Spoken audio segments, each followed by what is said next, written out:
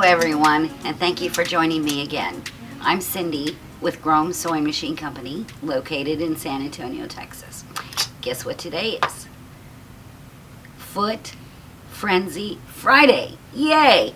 The foot that we're going to show today is going to be on the piping foot.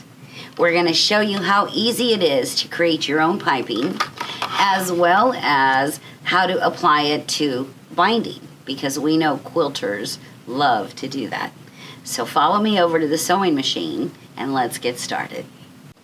This is our piping foot, and what makes this foot special is if we flip this around, you're going to see the little deep groove that's right underneath the foot.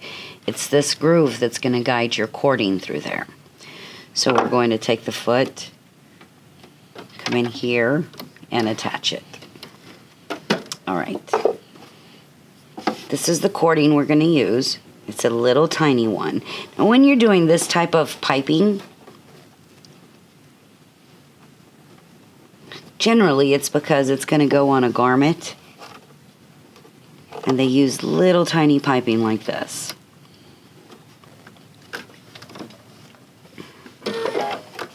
So when you lower your foot, just make sure that your cording, your little piping, is underneath that presser foot. Once you have it there, just always make sure that your cording is right up against that fold line. And let the presser foot do the work for you.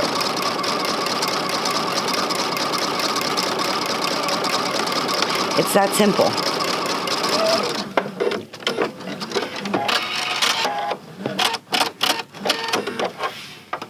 Isn't that really nice? Now, if you were attaching this, you would take your fabric, whether it be a jacket, a blouse, whatever it is that you're making. You're going to put your raw edges together.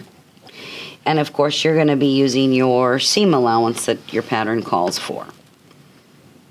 Lower the foot. I'm back underneath that little groove. Isn't that nice how it just feeds right through there? No pinning. Just let the foot do the work for you.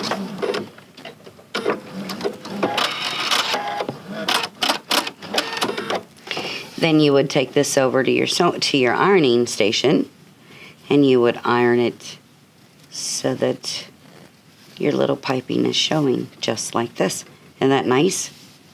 Now, I know a lot of people out there that are quilters love to put piping in between their binding and their quilt, or have it sandwiched in between. And that is really easy to do with this foot as well. So we're going to put our binding just right on top of it. We're going to come back to this little groove.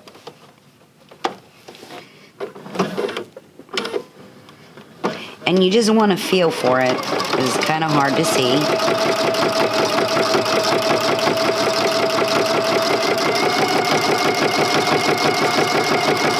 Again, let the foot do the work for you.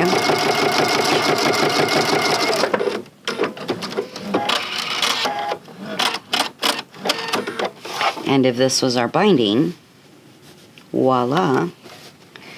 It comes out really nice. See how easy it is to use your piping foot so that you have a nice little binding edge. Perfect. Thank you for watching.